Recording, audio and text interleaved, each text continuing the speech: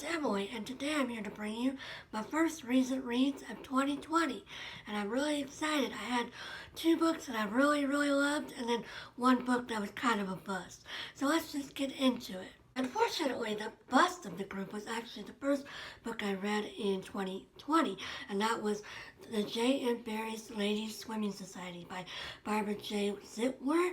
And this was a book that was on my review card at work, and I just picked it up because it sounded cute, and it turned out to be a total waste of time. It was stupid. So it follows this architect named Joey, and she is assigned to a project where she is remodeling the Stanway house, which is a house that J. M. Barrie lived in while he was writing Peter Pan. And while she's there, she meets this group of women, the swimming society, and then she also meets the house caretaker, whose name is Ian, and Ian has a teenage daughter named Lily. And Joey and Ian begin to fall for each other, which is in itself is totally unrealistic because she's only going to be there like 2 or 3 weeks. So, like, how can you fall in love with somebody so quickly? Just, I know love at first sight is a thing, but it just seems very unrealistic in that regard. Also, Joey was a terrible character in the terms of she was super annoying, she was unsympathetic, she seemed to have no real interest in being, and I don't know, she just seemed so dumb and like a total B word. Sorry to say so, but like this whole book, I was just like, I wanted it to be about the women of the Ladies Swimming Society because that would have been an interesting book and cute, and you would have seen their lives. But it was all about this lady that I didn't care about, and her love affair that was totally stupid.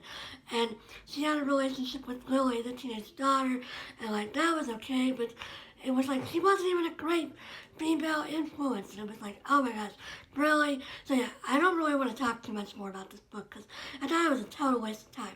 I gave it 2 stars, but yeah, I give this a hard pass. Definitely not worth your time. The next 2 books, though, I really liked. The first one of those was Meg, Jo, Beth, Amy, The Story of Little Women and Why It Still Matters by Amy Boyd Rioux. And this is exactly what it sounds like. It's a history of the writing and then the legacy of Little Women by Louisa May Alcott. And of course, I reread Little Women in December, so I had it fresh on my mind.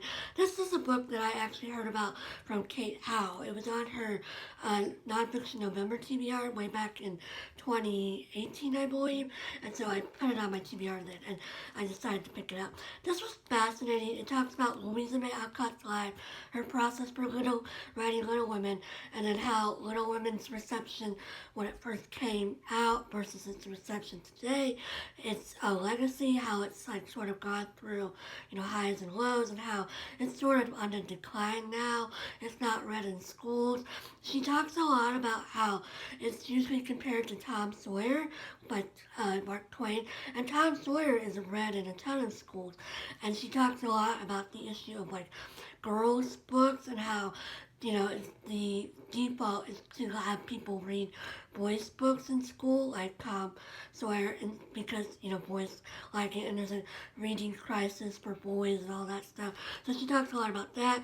She talks about how Little Women was viewed in feminist like analysis, and how it's sort of gone through like when feminism was like in the first wave, it was seen as being very like patriarchal and, keeping women down, and now it's sort of had a renaissance where people see it as being sort of, empowering, and Jo in particular is, seen as a role model for many women, including myself, although I admit that I'm probably not actually a Jo. I feel like I'm probably actually a Beth, if I'm being honest, although I don't want to die insanely early like Beth. But yeah, Jo March is seen as, there's a whole chapter in here where she just quotes different interviews and different writings of various writers that have talked about the influence of Little Women and of Joe March on their life. She talks a lot about the movies. It's actually kind of funny because in this book was published in like early 2018, and she, at the end of the chapter of the movies, she does mention that Greta Gerwig is getting ready to make another one, and of course that one has come out, and I really enjoyed the new one. So yeah, and she talks about the Katharine Hepburn one and the 1994 one, which was the one I grew up with and really loved and wore out my VHS copy of. And she talks a lot about like there's a lot of books that are like retellings of Little Women, or that take the concepts of Little Women and retell them in a different way.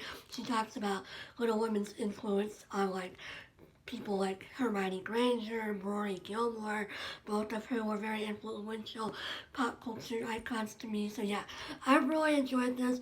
I would definitely recommend this if you're a Little Women fan and you have more interest in knowing a bit more about the mechanics and the legacy of it. Yeah, I definitely recommend this. Really great. I gave it 4 stars. The notes in the back were really great, and I put some of them on my TBR. So yeah, really wonderful book. The last book that I finished recently was another book that was on my library review card, and that was Jam on the Vine by LaShonda, Katrice, Barnett. And unlike the other one, which I just picked up on a whim, this one was already on my TBR. I had heard Dee Dee from Brown Girl Reading talk about this way back in 2016. This has been on my TBR since 2016, which is crazy. And this was a fabulous book. I noticed several people, when I marked it as read on Goodreads, I noticed several book people have it marked as being one to read, and I definitely recommend you pick this up. This is the story of a young woman named Ivo Williams, and she is growing up in Central Texas. The book starts in 1897. It goes all the way up to 1921.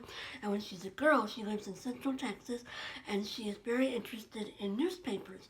And she likes to take newspapers from the local white family and read them and reread them and get to know more about the world. And she and her family live in this small town, which is basically a sharecropping town that's controlled by this one white family. But she and her family, her father works in the blacksmith shop, so he doesn't work for the sharecropping family.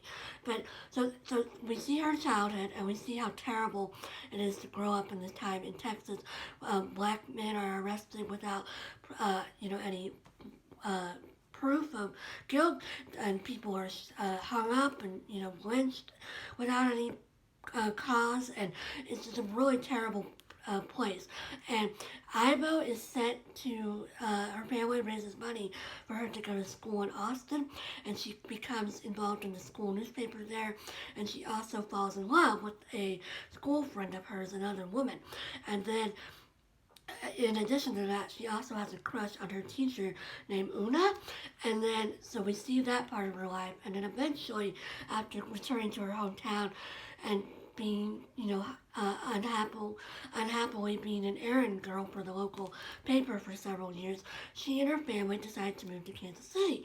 And then later on, Una comes to live with her, and the two become a couple. And so this is a LGBT, representation story, and it's a really great relationship. Una and Ivo are just two very wonderful characters in their own right, and then their love story is very beautiful and very interesting as well. Una, of course, is a lot older than Ivo, and so it does have that age dynamic, but on the whole, they're two equal partners, and they have this really wonderful relationship. And finally, towards the end of the book, we see them start the first black newspaper that's run solely by women, and Ivo is the editor and publisher of this newspaper, and so we see the impact this newspaper has on Kansas City. Ivo is arrested and basically abused, tortured by local police, and then they have to hire security for her, but we see how her newspaper grows in prestige and in power, and then at the very end of the book, Una and Ivo are in Paris for the Pan-African Congress in 1921, and it's a really wonderful book. I definitely recommend it. I absolutely thought it was amazing. It was so well written. I can't believe it's not like a huge, star of a book on BookTube and elsewhere. The only person I've ever heard talk about it is Dee Dee, and her review, I went back and watched it, and it was great, and it was like, no wonder I thought it was going to be an amazing read, and I can't believe it took me so long to read it. I'll link Dee Dee's review down there, because, yeah, really wonderful, definitely recommend. And, yeah, I just really thought this was a wonderful book. So that's all I've read recently, and currently I'm reading From Holmes to Sherlock by Matthias Boström for the SH Reads 2020 event, and it's going really great, but it's a 600-page book, so I think it's going to take me a while to get through, although I have made good progress this weekend, and actually the last 100 pages are notes, so it's really only like a 500-page of actual reading, but it's still a big old chunk of a book. But anyway, so that'll be my next completed book, hopefully, and then I also have my book club book I need to read and some other books. My goal for the month is 9 books, but we'll see if I actually make it, because again, 600-page book, takes a long time to read. But yeah, so I hope everybody's having a great day and you're reading some great books, and I'll talk to you again soon. Bye!